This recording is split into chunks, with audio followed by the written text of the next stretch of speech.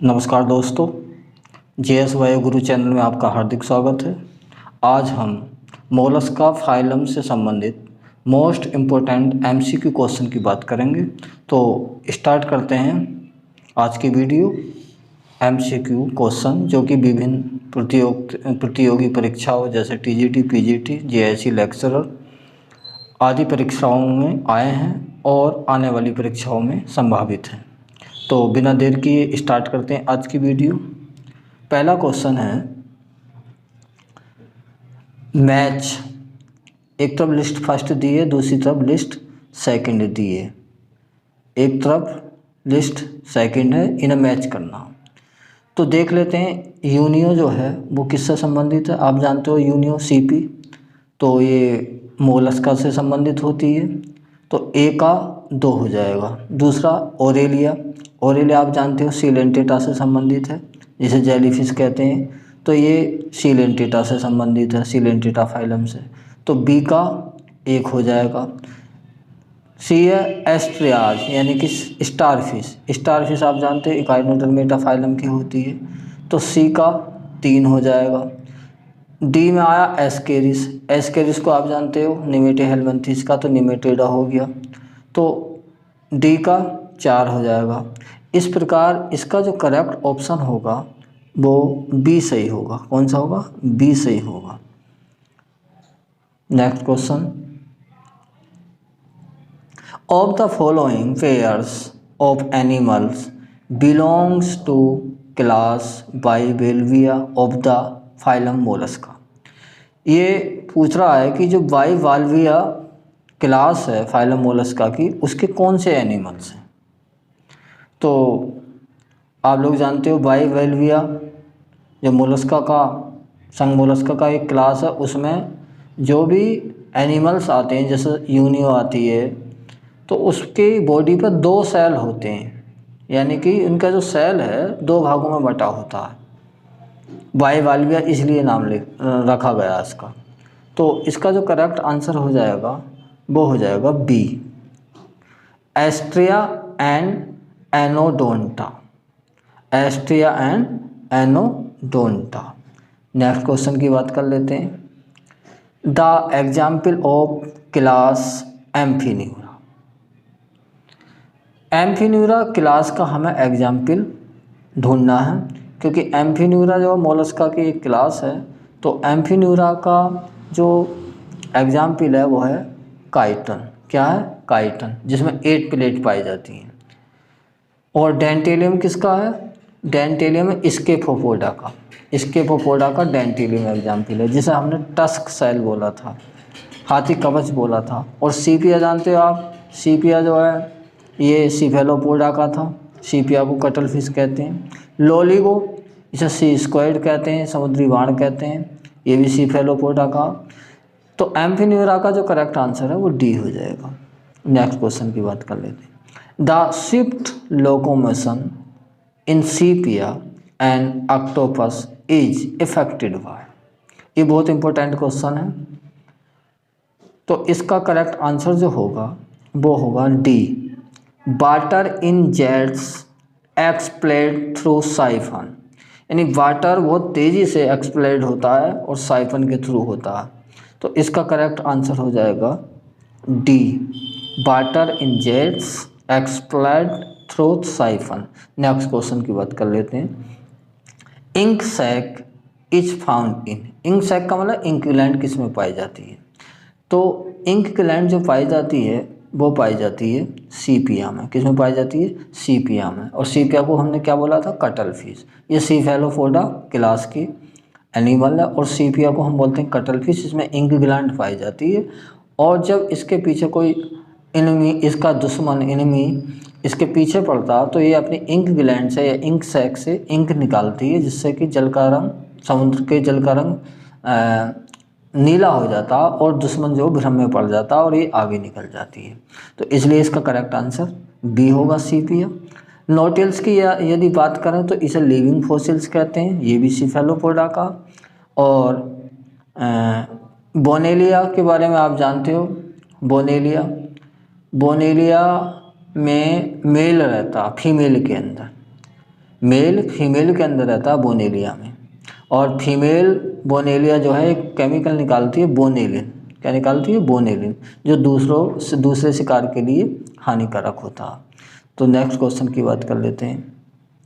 Sepia and octopus swim swiftly by means of. जो sepia होती है जिसे कटल फिश कहते हैं और ऑक्टोपस जिसे डेविल फिश कहते हैं, वो तेज़ी से कैसा तैरते हैं, तेज़ी से शिफ्ट कैसा करते हैं। इसका मतलब है कि इसका करेक्ट आंसर हो जाएगा D, jet propulsion through siphon. तो इसका करेक्ट आंसर डी है, क्योंकि उसमें जो जेट प्रोपल्सन है थ्रू साइफन, उसके थ्रू ये स्विफ्टली स्विम करते हैं। नेक्स्ट क्वेश्चन की बात कर लेते हैं। Chaetoderma and Neomenia belongs to which of the following. तो चीटोडर्मा और नियोमेनिया ये जो है किसे बिलोंग करते हैं? तो इसका जो करेक्ट आंसर होगा वो होगा बी। क्या होगा? बी। यानी कि चीटोडर्मा और नियोमेनिया ये मोलस्का फाइलम को बिलोंग करते हैं और सोलेनोगैस्टर को बिलोंग करते हैं, क्योंकि सोलेनोगैस्टर फाइलम मोलस्का का एक सब क्लास है। सोलेनोगैस्टर क्या है? फाइलम मोलस्का का एक सब क्लास है, तो इसलिए इसका करेक्ट आंसर बी हो जाएगा। नेक्स्ट क्वेश्चन की बात कर लेते हैं। Which of the following is living fossils. बहुत इंपॉर्टेंट क्वेश्चन है। कौन सा इनमें लिविंग फॉसिल्स है, जीवित जीवाश्म कौन सा कहलाता? तो इसका जो करेक्ट आंसर हो जाएगा वो हो जाएगा सी। नोटिल्स जो है ये लिविंग फॉसिल्स कहलाता और ये सीफेलोपोडा क्लास का एनिमल्स है। आप जानते हैं आर्कियोप्टेरिक्स किसके बीच में कनेक्टिव लिंक होता है? आर्कियोप्टेरिक्स रेप्टाइल्स और पक्षी वर्ग के बीच में संयोजी कड़ी होता है। नेक्स्ट क्वेश्चन की बात कर लेते हैं। Dentalium belongs to the class. Dentalium कौन सी क्लास को बिलोंग करता? तो इसका जो करेक्ट आंसर हो जाएगा वो हो जाएगा स्केफोपोडा। क्या हो जाएगा? स्केफोपोडा। और डेंटेलियम को क्या बोलते हैं हम? टस्क सेल बोलते हैं, हाथी कवच बोलते हैं। मोनोप्लेकोफोरा में नियोप्लाइन आता, जो कि एनेलिडा मोलस्का के बीच में संयोजी कड़ी है। बाइवेलविया में आप जानते हो यूनियो आती है, पिंकटाडा आती है, मोती बनाने वाला सीप, और गैस्ट्रोपोडा में आप जानते हो पाइला आता। तो इसका करेक्ट आंसर डी हो जाएगा, डेंटेलियम स्केफोडा को बिलोंग करता। नेक्स्ट क्वेश्चन की बात कर लेते हैं। Which of the following molluscs has an internal shell. यानी कि इनमें से कौन सा मोलस्का ऐसा जिसमें इंटरनल सेल पाया जाता? तो इसका जो आप जानते हो मोलस्का के चारों ओर सेल पाया जाता है जो कैल्शियम कार्बोनेट का बना होता है, लेकिन ये पूछा इंटरनल सेल, तो इसमें इंटरनल सेल पाया जाता है सीपिया में। किस में पाया जाता? सीपिया में। नेक्स्ट क्वेश्चन की बात कर लेते हैं। सीप का अध्ययन यानी study of shells specially those molluscs is known as. यानी सीप का अध्ययन हम यानी घोंघों का अध्ययन हम किस में करते हैं? तो ये बहुत सारी ब्रांच दे रखी हैं। तो हम सेल का जो अध्ययन करते हैं, जो फाइलम मोलस्का के एनिमल हैं उनके चारों ओर जो सेल पाया जाता है, कवच पाया जाता है, उसका जो अध्ययन करते हैं हम वो करते हैं कॉन्कोलॉजी में। किस में करते हैं? कॉन्कोलॉजी में। और मेलेकोलॉजी में क्या करते हैं? मेलेकोलॉजी में हम करते हैं मोलस्का का अध्ययन, मोलस्का के एनिमल्स का अध्ययन मेलेकोलॉजी में करते हैं। कॉन्कोलॉजी में सेल का अध्ययन करते हैं। एंटोमोलॉजी में हम इंसेक्ट का अध्ययन करते हैं, कीटों का अध्ययन करते हैं। और ओफियोलॉजी में जो हम अध्ययन करते हैं वो स्नेक का करते हैं। किसका करते हैं? स्नेक का, यानी सांपों का, कंपैरेटिव वालों। ओफियोलॉजी में स्टडी करते हैं हम स्नेक्स की, सांप की। तो कॉन्कोलॉजी में हम सेल की स्टडी करते हैं। नेक्स्ट क्वेश्चन की बात कर लेते हैं। In which protostomian phylum the trochophore larva becomes veliger larva. तो बेलीजल लार्वा जो है वो ट्रोकोफोर लार्वा से डेवलप्ड होता। तो इसका जो करेक्ट आंसर हो जाएगा बेलीजल लार्वा इसमें पाया जाता मोलस्का में। ट्रोकोफोर लार्वा एनेलिडा में भी पाया जाता, लेकिन ये जो बेलीजल लार्वा है इसका डेवलपमेंट ट्रोकोफोर लार्वा से होता। मोलस्का में बेलीजल लार्वा पाया जाएगा। क्योंकि यहाँ ऑप्शन में एनेलिडा कहीं नहीं है, इसलिए इसका मोलस्का आंसर सही होगा। नेक्स्ट क्वेश्चन की, the crystalline style is found in, crystalline style किस में पाई जाती है? तो इसका जो करेक्ट आंसर हो जाएगा वो हो जाएगा मसेल में, मसेल में, यानी कि जो सीपी होती हैं उसमें, मसेल्स में। Next question, which one of the following is the link between Annelida and Mollusca, यानी कि एनेलिडा मोलस्का के बीच में संयोजी कड़ी कौन सी होती है? तो ये पहले भी मैं बता चुका हूँ, एनेलिडा और मोलस्का के बीच में जो संयोजी कड़ी होती है वो होती है नियोपाइलिना। नियोपाइलिना जो है एनेलिडा मोलस्का के बीच की संयोजी कड़ी है, क्योंकि इसमें दोनों के करैक्टर्स पाए जाते हैं। एनेलिडा के जो करैक्टर है मैंने पहले बताए थे क्लासिफिकेशन में, जनरल करैक्टर्स में मोलस्का के, क्योंकि नियोपाइलिना में एनेलिडा के जो करैक्टर होते हैं वो होता है मेटामेरिक सेगमेंटेशन होता है एक तो, और 6 जोड़ी नेफ्रिडिया होते हैं, 5 पेयर गिल्स होते हैं। ये तो एनेलिडा के करैक्टर हो गया। मोलस्का का करैक्टर है कि उसके चारों ओर सेल पाया जाता, कवच पाया जाता, तो इसलिए नियोपाइलिना जो है एनेलिडा और मोलस्का के बीच में कनेक्टिव लिंक है, संयोजी कड़ी है। आर्कोप्टेरिक्स इसके बीच में संयोजी कड़ी है। आर्कोप्टेरिक्स रेप्टाइल्स यानी सरीसृप और पक्षी वर्ग यानी एवीज के बीच में संयोजी कड़ी है।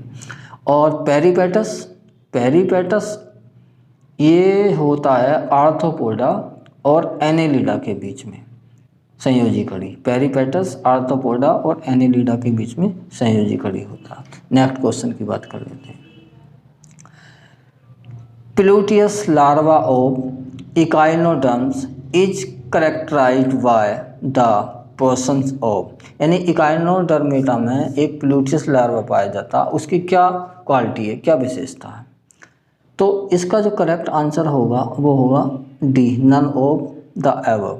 इसमें से कोई भी करेक्टर प्लूटियस लार्वा नहीं रखता, इसलिए इसका आंसर डी सही होगा। नेक्स्ट क्वेश्चन की बात कर लेते हैं, which of the following animals has 3 chambered heart, इनमें से कौन सा एनिमल ऐसा है जिसके 3 चैम्बर्ड हार्ट में 3 चैम्बर्ड होते हैं, 3 बेस में होते हैं, 3 कक्ष होते हैं? तो इसका करेक्ट आंसर होगा यूनियो। यूनियो का जो हार्ट है वो 3 चैम्बर्ड होता, उसमें 2 ओरिकल होते हैं और 1 वेंट्रिकल होता। और रैबिट जो है वो एक मैमल है, स्तनधारी है खरगोश, तो हम जानते हैं कि स्तनधारी का जो हार्ट होता है वो 4 चैम्बर्ड होता, 2 ओरिकल 2 वेंट्रिकल। और एम्फिओक्सस जो है, एम्फिओक्सस जो है ये कोर्डेट है, और एम्फिओक्सस में हार्ट अब्सेंट होता है। नेक्स्ट क्वेश्चन की बात कर लेते हैं, the mother of pearl in the shell of pearl oyster lies just, यानी कि जो मोती की माता होती है, मदर ऑफ पर्ल होती है, वो कवच में, सेल में मोती का जो पर्ल ओस्टर होता है वो कहाँ रहती है? तो जो मदर ऑफ पर्ल होती है उसे कहते हैं नेक्रे। क्या कहते हैं? नेक्रे, नेक्रे। तो ये नेक्रे कहाँ स्थित होती है? क्योंकि जो सेल है पर्ल ओस्टर का, मोती वाला जो ओस्टर है मोती बनाने वाला, उसका जो कवच होता, सेल होता, उसकी 3 लेयर होती हैं। तो सबसे अंदर की जो लेयर होती है उसमें नेक्रे पाई जाती है। नेक्रे मतलब मदर ऑफ पर्ल, यानी कि मोती की माता, मदर ऑफ पर्ल जो है नेक्रे है, और वो जो पाई जाती है वो इनर टू पेरियोस्ट्रेकम में पाई जाती है, यानी कि इसका जो करेक्ट आंसर हो जाएगा वो ए सही हो जाएगा। नेक्स्ट क्वेश्चन की बात कर लेते हैं, in which of the following the alimentary canal passes through heart, इनमें से कौन सा ऐसा है कि एलिमेंट्री कैनाल हार्ट से होकर गुजरती है, हृदय से होकर गुजरती है? तो इसका करेक्ट आंसर हो जाएगा यूनियो। क्या? यूनियो। यूनियो में एलिमेंट्री कैनाल, आहार नाल हार्ट से होकर गुजरती है। Next question, organs of Bojanus are found in, आप लोग जानते हो जो फाइलम मोलस्का उसमें जो एक्सक्रीटरी ऑर्गन्स होते हैं वो बोजेनस ऑर्गन होते हैं और कैवर ग्लैंड होती है। तो ये पूछा ऑर्गन्स ऑफ बोजेनस किस में पाया जाता है? तो ऑर्गन्स ऑफ बोजेनस पाया जाएगा, इसका करेक्ट आंसर होगा बी, लैमिलिडेंस, यानी कि जो सीपियाँ हैं, सीपी तो उसमें ही आती है मोलस्का फाइलम में, तो इसमें बोजेनस ऑर्गन पाया जाता है। आप लोग जानते हैं बोनेलिया में, मैंने बताया था बोनेलिया में मेल रहता है फीमेल के अंदर।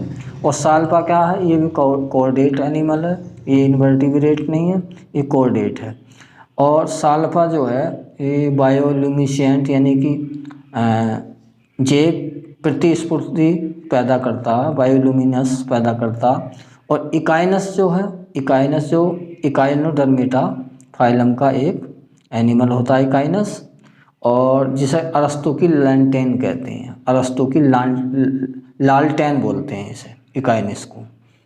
Next question, sperms in pila are, जो पाइला के शुक्राणु होते हैं वो कैसे होते हैं? तो पाइला में जो शुक्राणु होते हैं, स्पर्म होते हैं, वो यूपाइरिन भी होते हैं और ओलिगोपाइरिन भी होते हैं।